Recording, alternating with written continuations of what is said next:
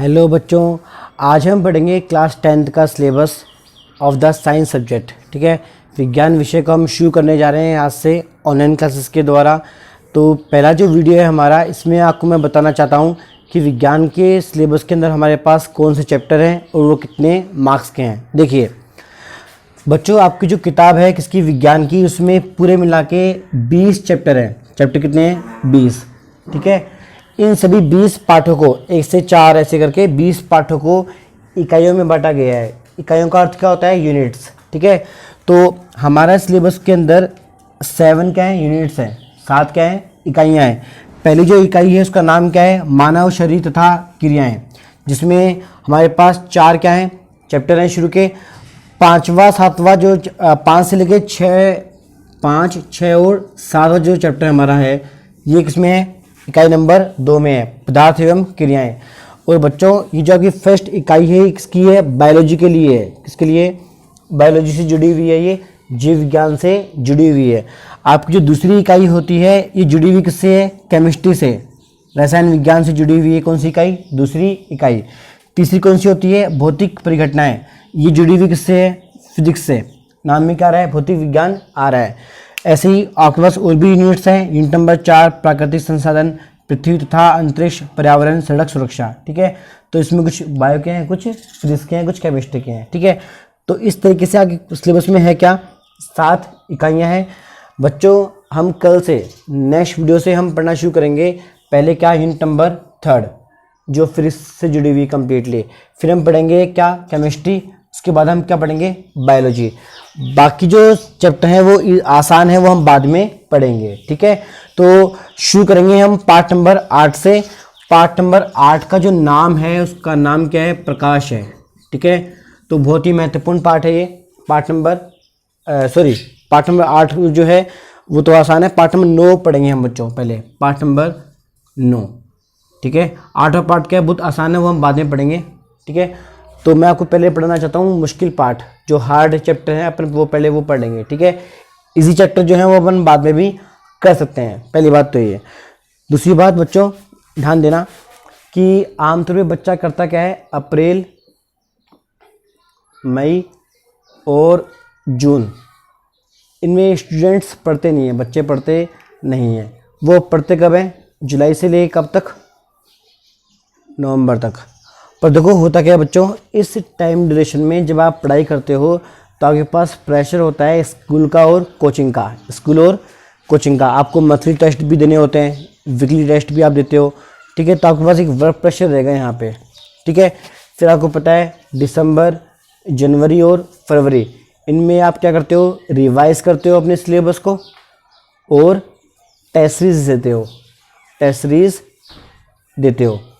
तो हुआ क्या? ध्यान दीजिए, आपने जुलाई से लेके यहाँ तक तो पढ़ा तो सही, लेकिन वो प्रेशर में पढ़ा। ठीक है, तो सबसे अच्छा काम बच्चों ये होता है कि अगर आप मई जून में, इस 2 महीने में या फिर 3 महीने में अपने जो वीक पॉइंट्स हैं, क्या हैं? वीक पॉइंट्स हैं जिनमें आप कमज़ोर हो, उनको आप दूर कर सकते हो। जैसे आपका सिलेबस में क्या आता है? हिंदी, इंग्लिश, SST, ठीक है, साइंस और मैथ। ठीक है, या के पास 5 आमतौर पे क्या होते हैं? सब्जेक्ट होते हैं। तो इनमें आपकी जो वीक पॉइंट्स हैं उनको आप दूर कर सकते हो। कैसे? देखिए, हिंदी तो चलो आप भारतीय हो, आप आराम से कर लोगे, कोई दिक्कत नहीं है ना। अब देखिए इंग्लिश है। इंग्लिश में जैसे आपके पास ग्रामर होती है, ठीक है, तो आप हिंदी मीडियम के बच्चे हो तो हिंदी मीडियम के बच्चों की इंग्लिश कमज़ोर होती है। इंग्लिश क्या होती है? कमज़ोर। तो इन छुट्टियों में आराम से आप क्या कर सकते हो? इंग्लिश की जो ग्रामर है, जो क्या है? ग्रामर है, उसको आप क्या कर सकते हो? ठीक कर सकते हो। जैसे आपने टेंस पढ़ लिए, इससे क्या होगा? सेंटेंस आपको बनाना आ जाएगा। ठीक है, सेंटेंस पे ही निर्भर करता है, आपको पता है एग्ज़ाम, कोई भी एग्ज़ाम दे लो आप। ठीक है, तो वो चीज़ है। SST में आपको पता है मेनली क्या होते हैं? 3 पार्ट होते हैं। कितने पार्ट? 3 पार्ट। एक तो क्या होता है? इतिहास होता है। इतिहास जो आपको भुजा परेशान करता है। ठीक है, आगे देखिए, एक क्या होता है? राजनीति शास्त्र, राजनीति शास्त्र। और एक होता है आमतौर पे क्या? भूगोल। ये क्या होता है? भूगोल। ठीक है, देखो बच्चों होता क्या है, इतिहास और राजनीति शास्त्र आपको दिक्कत करते हैं, ये मेरा पर्सनल अनुभव है, ये मेरा खुद का अनुभव है, जबकि भूगोल आप आराम से कर लेते हो। तो इन छुट्टियों में आप कुछ इतिहास के कुछ चैप्टर्स को पढ़िए और किसको पढ़िए, राजनीति शास्त्र को पढ़िए। इससे हल्का फुल्का आप फैमिलियर हो जाओगे किससे, चैप्टर से, ठीक है। फिर देखिए अब बच्चा साइंस और मैथमेटिक्स। मैथमेटिक्स में बच्चों आप एक काम अच्छा कर सकते हो कि जो आपकी गणना है, क्या है गणना, उसको आप ठीक कर सकते हो। जैसे आपसे कहा जाए 25 गुणा में कितना 18, तो ये गणना हो गई। तो इसको स्पीड से करना सीखो, स्पीड प्लस एक्यूरेसी। आप हमेशा ध्यान रखिए स्पीड एक्यूरेसी का बैलेंस होना ज़रूरी है। अगर स्पीड ज़्यादा है एक्यूरेसी कम है तो काम नहीं बनेगा, अगर एक्यूरेसी ज़्यादा है स्पीड कम है तो भी काम नहीं बनेगा, ठीक है। तो स्पीड प्लस एक्यूरेसी का होना ज़रूरी है। तो देखिए, तो गणना को स्पीड से करने की कोशिश कीजिए, आप जल्दी गणना करने की ट्राई कीजिए, ताकि आप गणित के क्वेश्चनों को आप क्या कर सको, कम से कम टाइम में कर सको, ठीक है। अब देखिए साइंस हो गया, ठीक है। साइंस को बच्चों पढ़ने के लिए आपकी कल्पना शक्ति, आपकी कल्पना शक्ति क्या होनी चाहिए, अच्छी होनी चाहिए। मतलब इमेजिनेशन पावर, इमेजिनेशन पावर, कोई भी टॉपिक ले लो आप साइंस का, उसके बारे में आप सोच सको, समझ सको, तो वो काबिलियत आपको धीरे धीरे लानी पड़ेगी, एकदम से नहीं आएगी, धीरे धीरे लानी पड़ेगी। और साइंस के टॉपिक्स को बच्चों हमेशा पढ़िए प्रैक्टिकल एग्जाम्पल्स है। डेली लाइफ में जो एग्जाम्पल हैं, आपको पता है जो कुछ भी आप देख पा रहे हो प्रकृति में, वो सब कुछ क्या है, साइंस है, ठीक है। तो डेली लाइफ के एग्जाम्पल्स को लेके समझो किसको, साइंस को। तो जैसे अभी आपको मैं पढ़ाऊँगा, कल से पढ़ाऊँगा फिजिक्स, ठीक है, प्रकाश के बारे में, इन सब के बारे में। तो इन सभी टॉपिक्स को मैं जोड़ के रखूँगा किससे, प्रैक्टिकल के डेली एग्जाम्पल से, ठीक है। तो ये चीज़ आपको करनी चाहिए, ठीक है बच्चों। तो नेक्स्ट वीडियो में हम शुरू करेंगे फिजिक्स के चैप्टर, और उसके बाद हम पढ़ेंगे केमिस्ट्री, उसके बाद हम क्या पढ़ेंगे, बायोलॉजी, ठीक है। तो पहले अपन पढ़ेंगे हार्ड चैप्टर, ताकि आपका कॉन्फिडेंस क्या हो, बिल्डअप हो जाए, ठीक है। इसमें छोटे छोटे चैप्टर्स तो हम बाद में भी कर लेंगे, ठीक है। तो मिलते हैं नेक्स्ट वीडियो के अंदर, जिसमें हम पढ़ेंगे प्रकाश के बारे में, ओके। हेलो बच्चों, अब हम पढ़ेंगे पार्ट नंबर 9, जिसका नाम है प्रकाश। देखो बच्चों, तो प्रकाश है क्या, हम ये क्यों पढ़ रहे हैं, ध्यान दीजिए कि भाई अगर आप मुझे देख पा रहे हो या मैं आपको देख पा रहा हूँ, तो किसके वजह से, प्रकाश के वजह से, रोशनी के वजह से। आपने देखा है सूरज को लाल रंग का होता है सुबह सुबह, ठीक है, डूबते हुए भी लाल रंग का नजर आता है, ठीक है। पेड़ पौधे हैं, उनकी पत्तियाँ क्या होती हैं, हरे कलर की होती हैं, ठीक है। तो प्रकाश जो है वो वस्तुओं को देखने में क्या होता है, सहायक होता है, ठीक है। पहली बात तो ये, तो इसी को हमने नाम क्या दिया है, प्रकाश नाम दिया है, ठीक है।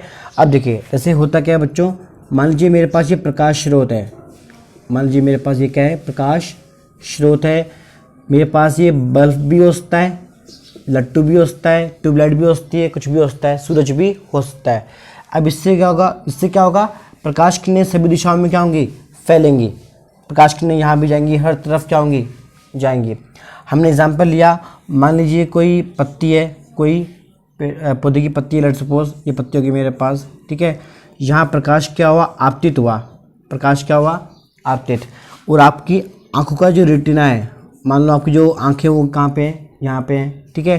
तो देखो होता क्या है, प्रकाश स्रोत जो होते हैं जैसे बल्ब, ट्यूबलाइट, इनसे प्रकाश किरणें जब आपतित होती हैं किस पे, पत्ती पे या किसी भी वस्तु पे होती हैं, तो वस्तु से उनका परावर्तन होता है। क्या होता है, परावर्तन, ठीक है।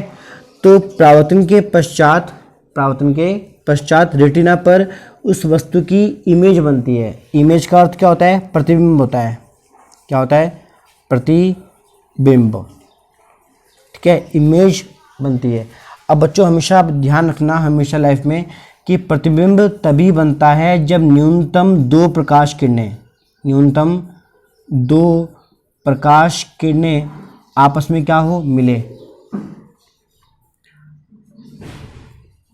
क्या करें, मिले।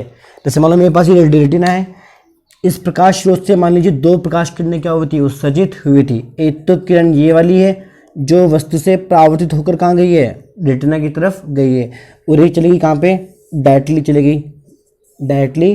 चली गई। तो देखिए, तो 2 प्रकाश किरणें हुई नहीं हुई, तो जब ये दोनों प्रकाश किरणें मिलेंगी ना रेटिना पर, तभी क्या बनता है, प्रतिबिंब बनता है। हमेशा लाइफ में भूल मत जाना, ठीक है।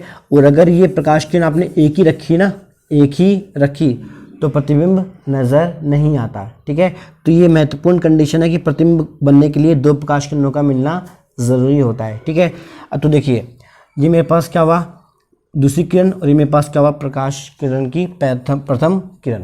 पहली बात तो ये। दूसरी बात बच्चों ध्यान देना, जैसे ये हरा कलर है, मान लीजिए पत्ती का कलर कैसा है, हरा कलर है, तो हमें हरा कलर क्यों नज़र आता है, हमें हरा कलर नज़र क्यों आता है, ध्यान देना। हमारा जो प्रकाश होता है बच्चों उसमें 7 वर्ण होते हैं, 7 क्या होते हैं, वर्ण होते हैं, 7 रंग होते हैं। आपने पढ़ा होगा विबग्योर। ठीक है, विबग्योर, बैंगनी, ठीक है, येलो, पीला, लाल, इस तरह से। तो विबग्योर जो होता है, अब ध्यान देना, होता ये है कि जब प्रकाश किरण किसी वस्तु पर आपतित होती है तो जो वस्तु होती है जिस रंग को क्या कर देती है, वो परावर्तित कर देती है। क्या कर देती है, परावर्तित कर देती है। वह वस्तु आपको उसी कलर की नज़र आती है। जैसे अगर ये पत्ती हरे कलर की है, हरे कलर की है, तो ये क्या करेगी, जो प्रकाश किरण इस पर आपतित हुई थी इसमें से जो ग्रीन कलर है, जो जी है, उसे क्या कर देगी, परावर्तित कर देगी, बाकी रंग को क्या कर लेगी, एब्जॉर्व कर लेगी। ठीक है, तो भूल मत जाना कभी भी लाइफ में कि जो भी वस्तु का जो कलर होता है वो वस्तु उस कलर को क्या करती है, परावर्तित कर देती है, और बाकी वर्णों को क्या कर लेती है, ग्रहण कर लेती है। ठीक है, ये मूलभूत एक घटना है किसकी, प्रकाश किरणों की, जो कि वस्तुओं के द्वारा अन्योन्य क्रिया को क्या करती है, दर्शाती है। ठीक है, अन्योन्य क्रिया होती है, वो बाद में आप पढ़ोगे, अभी हाफिल आपके बारे में इतना ही सफिशिएंट है। पहली बात तो ये। अब देखो बच्चों, हमारे सिलेबस में प्रकाश का एक गुणधर्म भी होता है, कुछ प्रॉपर्टीज़ भी होती है, ध्यान देना। पहला जो गुणधर्म होता है बच्चों वो होता है हमारा कि प्रकाश की जो किरणें हैं, जो प्रकाश किरणें हैं वे सीधी रेखा में गति करने का प्रयास करती हैं, सीधी रेखा में गति करने का प्रयास क्या करती हैं। जैसे ध्यान दीजिए, ये मान लीजिए मेरे पास प्रकाश स्रोत था, ये मेरे पास लट्टू है, इसे प्रकाश किरण कहाँ गई, सीधी गई किस पे, वस्तु पे। किस पे, वस्तु पे। कभी देखा है कि प्रकाश किरण घूम के से लॉन्ग ड्राइव में जाके आएगी, हाँ, ऐसा कुछ नहीं है ना। तो हमेशा लाइफ में भूल मत जाना कि प्रकाश स्रोत जो होते हैं उनसे प्रकाश किरणें क्या होती है, सीधी रेखा में गति करती है। ठीक है, जिन्हें हम क्या बोलते हैं, प्रकाश किरणें बोलते हैं। यहाँ जो मैंने लगाए हैं एरो, ये सब भी क्या होते हैं, प्रकाश किरणें होती हैं। आगे देखिए पॉइंट नंबर 2 बच्चों, प्रकाश किरणों का एक वेग भी होता है, जिसे आमतौर पे हम क्या बोलते हैं, प्रकाश का वेग बोलते हैं। प्रकाश का वेग जहाँ भी आपको सुनाई दे समझ जाना स्मॉल सी इसका संकेत है। स्मॉल सी से हम दर्शाते हैं किसको, प्रकाश के वेग को, और इसका मान क्या है, फिक्स है, 3 × 10⁸ मीटर प्रति सेकंड। अर्थात 1 सेकंड में प्रकाश किरणें जो होती हैं वो 3 × 10⁸ मीटर क्या करती हैं, दूरी कवर करती हैं। यह आपको रटना पड़ेगा। ठीक है, इसका डेरिवेशन अभी कोर्स में नहीं है। दूसरी बात, आपने नाम सुना होगा तरंगदैर्घ्य और आवर्ती। अगर नहीं भी सुना है तो उसको हम बाद में आपको मैं पढ़ाऊँगा डीप में। अभी हाफ ध्यान दीजिए कि हर प्रकाश का एक तो क्या होता है, तरंगदैर्घ्य होता है।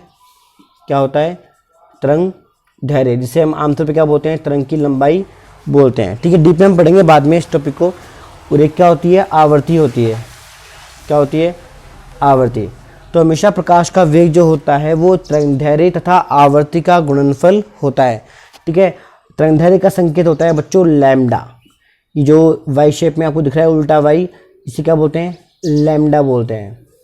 क्या बोलते हैं, लैम्डा। ठीक है, फिर ध्यान दीजिए, वो जो आवर्ती होती है इसे इंग्लिश में क्या बोलते हैं, फ्रीक्वेंसी बोलते हैं, फ्रीक्वेंसी। तो संकेत क्या होता है, स्मॉल f।